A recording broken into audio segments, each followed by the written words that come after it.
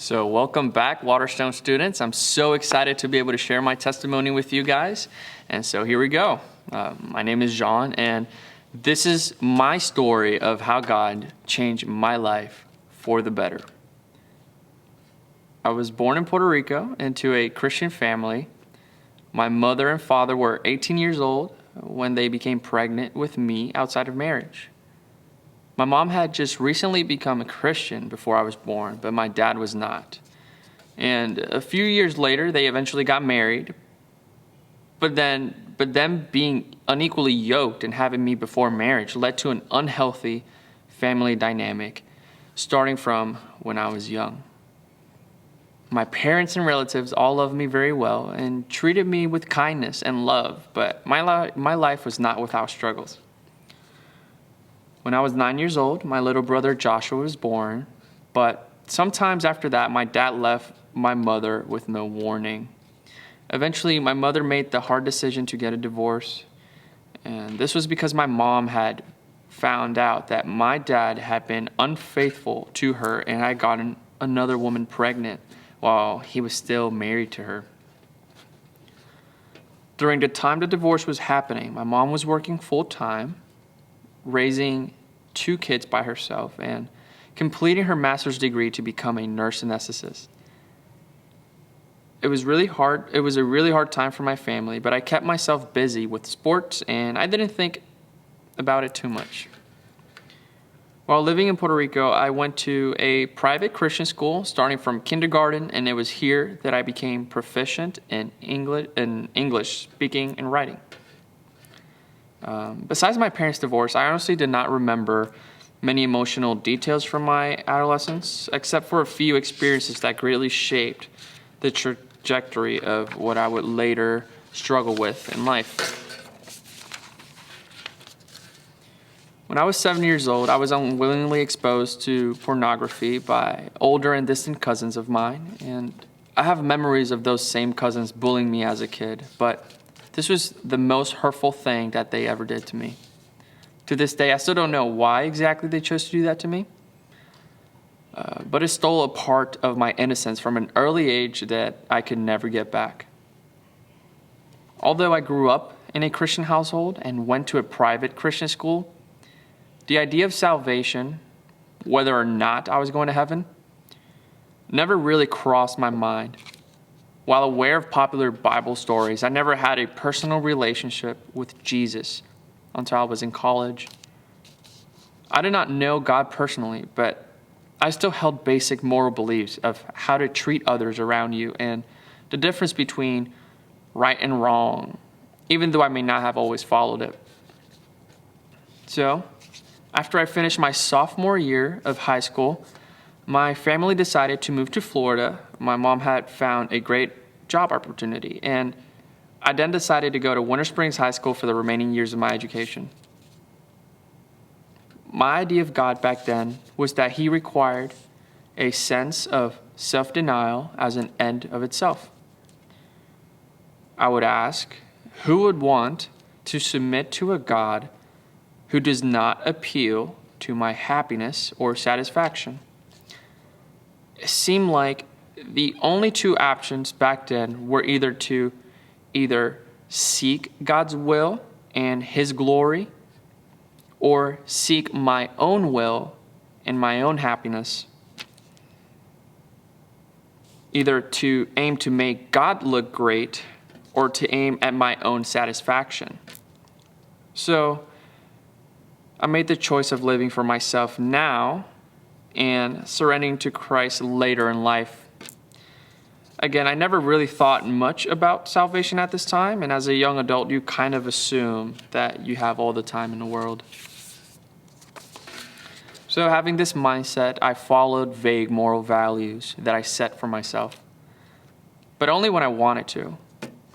I still felt a pull from worldly pleasures of life, and they overpowered my personal values. For example, things like pornography, cursing, and smoking weed appealed to me for various reasons. Some of these would turn out to become major strongholds in my life later on. Around this time, junior in high school, I entered a relationship with my first girlfriend. And to be honest, I did not even like her that much.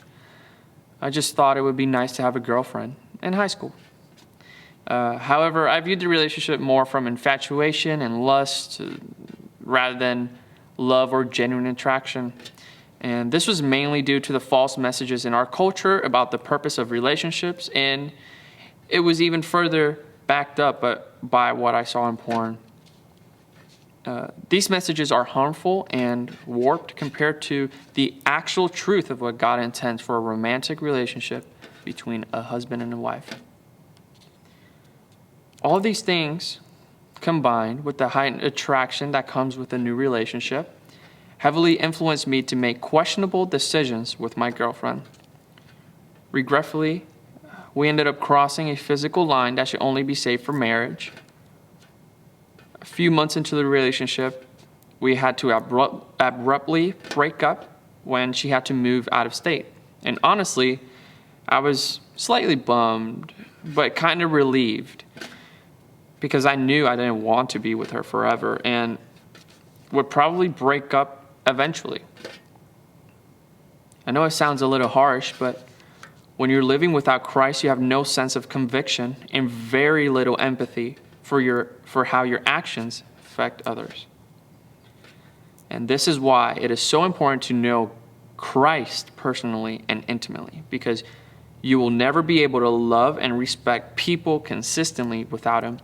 And all of our relationships and friendships will suffer from it. I eventually graduated high school in 2015 and decided to continue my education at Valencia College. During my third semester there, I started smoking weed again, but unlike the first time I tried it in high school, I slowly became addicted without even realizing it. I didn't really care, though, because I just continued to coast through life and did what felt good to me in the moment. I was living without purpose, unless that purpose was just aimlessly doing whatever I wanted without thought to the consequence to myself or others. And that's not fulfilling. That gets old really, really fast. And I didn't experience much blatant sadness during this season of life because I just rolled everything off my back with an irresponsible mindset. Unfortunately for me, this level of mild comfort put me in a place where I felt no need to seek God or even think about eternity. In 2016, I got a job at the Sanford Bowling Alley, which at the time seemed like a casual decision of mine, but God ended up using this as a divine intervention that would slowly lead me to a full surrender to Him.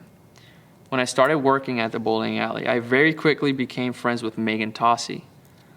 Many of you know her as one of our church's worship drummer, or a former student leader, or Grant's sister. Megan was kind, joyful, and a funny friend to me who found happiness in things that somewhat confused me, like going to church on Sundays or listening to worship music. Like, who did that for fun? She did. She would impress her religion on me, but her speech was always filled with how much she loved serving at church, playing drums, and having friends to hang out with from a group called The Well. And while working at the bowling alley, I transferred from Valencia to UCF to pursue a degree in integrated business. And back then, I was still smoking weed and still just living life by coasting along, not really giving much thought to God or what He wanted to do with my life. If anything, my plan was just to think about those things later. I talked to Megan more, and she invited me to church a lot. And I wasn't repulsed by the offer, but I never took her up on it because it just didn't seem all that exciting to me. Besides, I was already going to my parents' church sometimes when I could, and I kept thinking she was odd and a little crazy because she looked forward to Sundays. So that was funny. And I would always wonder why, but that was God planting a small seed for what He would bring to fruition later on. After a while, I took her up on her many invitations to come to her young adult group at church. So I went to the well for the first time. I figured, why not? I actually came on the night when Joseph shared his testimony. I remember it being very heavy, and it hit me that these church people were real people with some real stories that still struggled with life, even though they went to church often. A challenge and unconscious stereotype that I had developed in my head over the course of my life. I had always subconsciously viewed people at church as somewhat unrelatable, perhaps a little boring, and this group's openness surprised me in a good way. After that night, I didn't come back to the well for a while. I had very sporadic attendance over the course of a few months, but God was at work and used those sporadic nights to plant some more seeds. In 2018, I signed up to study abroad in Austria for my spring semester of 2019. But before I left, I went back to the well and heard that they were going to go to Atlanta during the new year for something called the Passion Conference for 3 days. And it sounded really fun, and I was all into new experiences, and I had the money, so I just signed up. I didn't really go back to the well after that for a while because I worked a lot, especially on Sundays, and honestly, I forgot about it without regular invitations. You have to understand that at this point, growing in my faith wasn't my highest priority.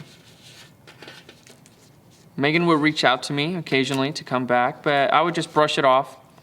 I even forgot about the Passion Conference while I was so busy working. But as the day got closer, I remembered and decided to throw my stuff together and go.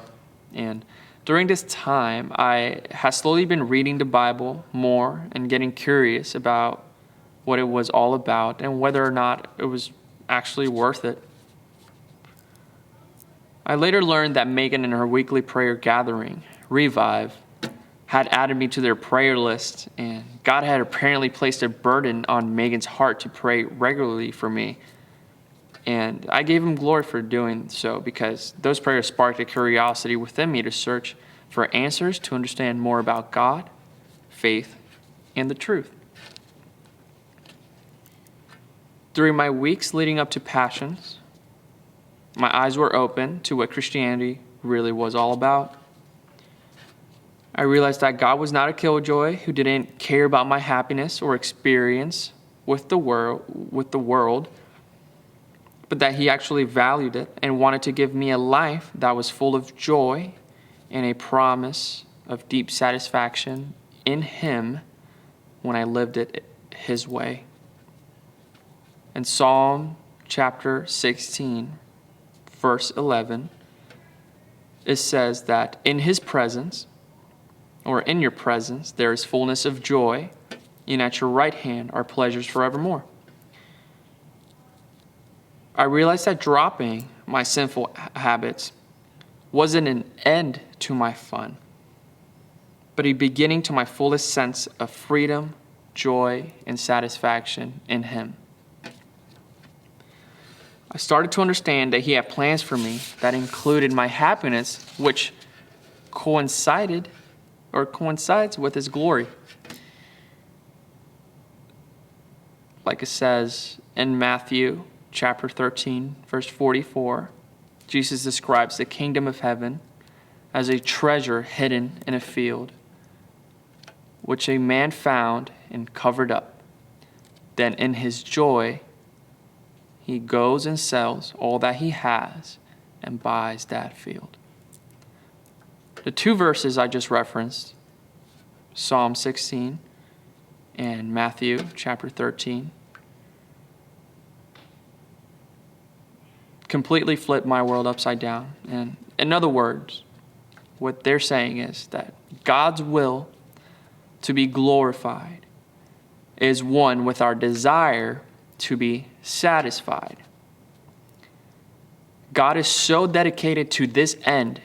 God is so dedicated to his glory, also known as your satisfaction in him,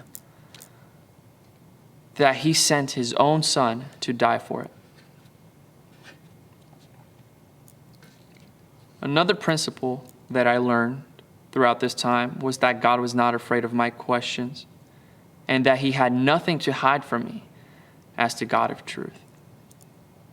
In fact, in Isaiah chapter 1, verse 18, he encourages his people to come and reason with him. I realized that I needed to surrender my life to him on the last night of the Passion Conference, but I decided that if I was going to do it, I was going to go all in and do it full effort. And honestly, there's really no other way to make this major decision than with full integrity. So for anyone who has yet to make this amazing decision, I promise you it is worth it, but I encourage you to do it wholeheartedly. You can't enter into a personal relationship with God of the universe lightly. He wants all of us, not part of us. 2 weeks after I got back from Passion, I got baptized at Waterstone. And 1 week after that, I left to study abroad in Europe for 5 months. While overseas, I was in an environment where I was constantly tempted in many ways.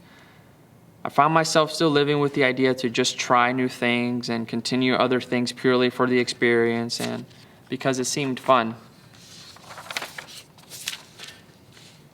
I found myself drinking, smoking weed, and even falling into sexual sin at extreme moments of weakness.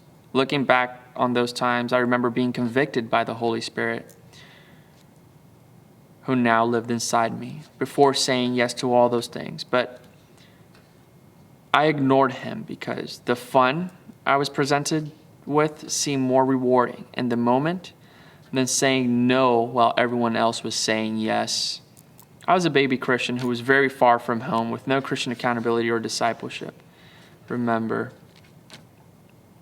near the end of my trip, my level of conviction increased, and it became very hard to me to keep saying yes to all those temptations. I knew when I got back to Florida that I wanted to really get things right morally and say no to those things of the world. The first weekend after getting back from Austria, I went to church at Waterstone, and I felt so welcome when I came back, and everyone was so excited to see me, and it really reminded me of how nice everyone at Waterstone was, and I was very glad to be back. I also remember that I was greeted by a girl named Rihanna, and she was really nice and told me that it was only a few weeks before the second week of Adventure Camp started at Waterstone, and she asked me if I wanted to volunteer to serve with the kids. So I knew that this was an opportunity for me to act out my faith, and it seemed like a cool experience, so I decided to sign up. And it ended up really fun and very fulfilling, and I kept going to church on Sundays throughout the summer. It was near the end of the summer that I noticed that I would find myself coming to church on Sundays and wondering if Rihanna was going to be on that campus. And when she was there, I would feel excited to see her, which was very confusing to me because I had never been excited this way to see a girl before. I didn't tell anyone but God. So I started praying about it a lot and asking God what in the world was going on, but I'll get back to that later. When I came back from Austria, I also became extremely convicted to start reading and learning more about God and the Bible, as well as praying for long periods of time and really learning how to talk with God and, most importantly, how to have Him become more involved in my life. So I naturally picked up books and began increasing my level of knowledge of who God was and how His presence in my life affected my daily actions, and just really making it a priority to acknowledge Him every day. Slowly, I found my countenance changing. I became more patient and peaceful without even trying. God was slowly changing my heart, and it was here that I started to realize that sanctification is a gradual process. Sanctification is just a big churchy word for becoming holy or set apart from the world, which is what God calls us to be. It isn't like I became a Christian one day and no longer had the desire for worldly things the next day. It was a gradual change that was prompted by my acts of obedience and willingness to lay down my desires to take up His instead. As I began seeking God, He met me where I was and slowly changed the desires of my heart to align with His as I spend more time with Him. So for those of you who maybe recently gave your lives to Jesus and are still struggling to see fruit in your life, I want to encourage you. It's not going to be an immediate shift, but it's a team effort that involves both you and God working together to choose obedience while He replaces your desires with His. It's hard to be consistent, but it is worth it. In the fall, I started my senior year at college at UCF. But this was the first time I entered into a new school semester with a renewed mind and a surrendered heart. And I was going to church regularly now because I actually wanted to, and I enjoyed it. And I enjoyed hanging out with people from the well, and I loved gaining new friends who shared the same values as me. And I even joined Megan's prayer gathering, Revive. And God used my time there to grow my prayer life and to surround me with loving, godly people. Halfway through the semester, I found myself running into Rihanna and her friend Morgan on campus. And I got to hang out with them and get to know Rihanna more outside of church, and I really liked it. During this season, I began to press into God more and more about what to do about this girl and wondering if my feelings for her were based on anything substantial. I really wanted to make sure that I had concrete reasons as to why I liked this girl. And I would pray constantly, and ask God what He wanted me to do with these feelings. I didn't tell anyone that I felt like I liked her. During the last week of the semester, I finally opened up to some people about my feelings for Rihanna, but I was met with the harsh reality that she was casually talking to someone else. Yeah, she wasn't really sure about it all, but I was confused and kind of shocked. So I went home that night, sad and hurt, and wondered why something like this would happen. But around that time, maybe a little bit before that actually happened, I felt like God gave me Psalm 84, chapter 84, verse 11 and 12. But I want to focus on verse 12 that says, "Blessed are those who trust in you. Blessed are those whose trust is in God."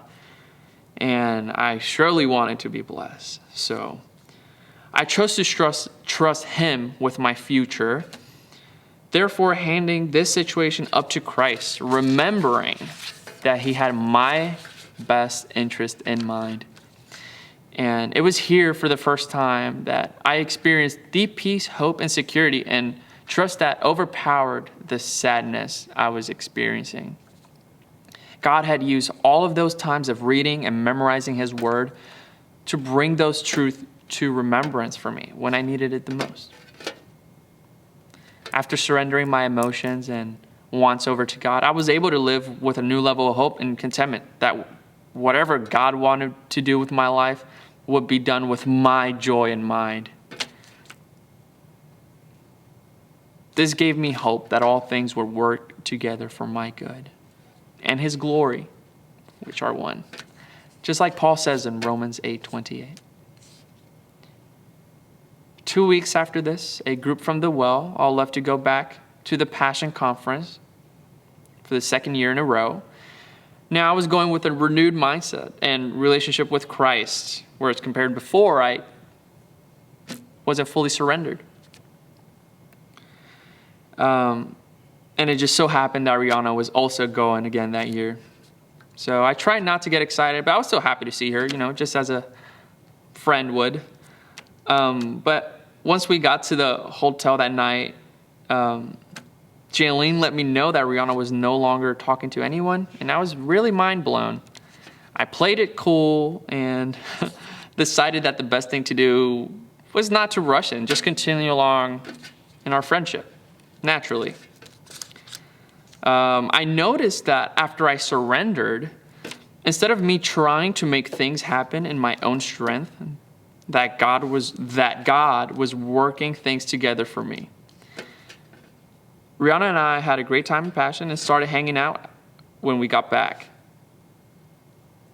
We even attended our first day of classes together at UCF for our senior semesters. And after 5 months of praying and surrendering my wants over to God, Rihanna and I started dating in February.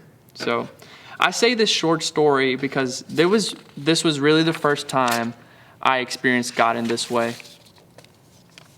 Having a prayer answered in His timing and receiving peace in the midst of it was new to me. I now see that He gave me the tools and truth necessary to go through these times beforehand. Over the last 2 years, I have been giving spiritual eyes to see God's hand working in my life.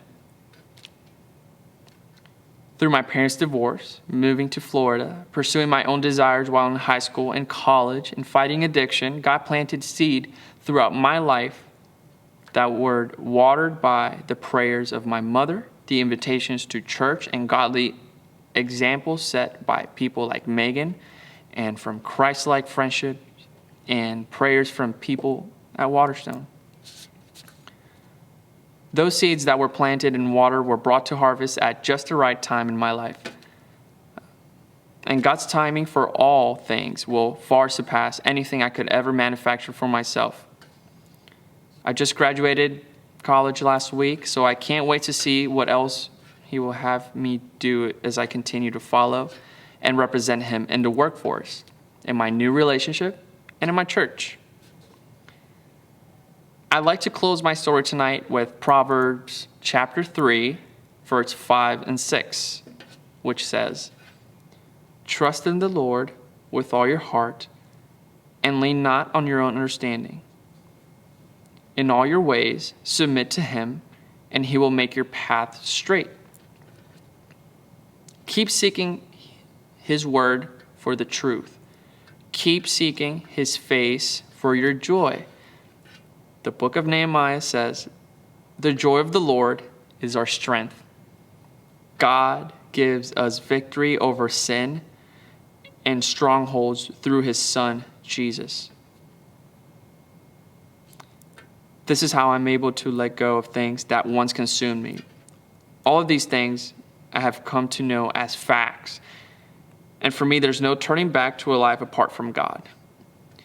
If any of you want to place your trust in Jesus and you never made it official, tell one of us leaders, and we're here to help you to take that important first step. Thank you for listening.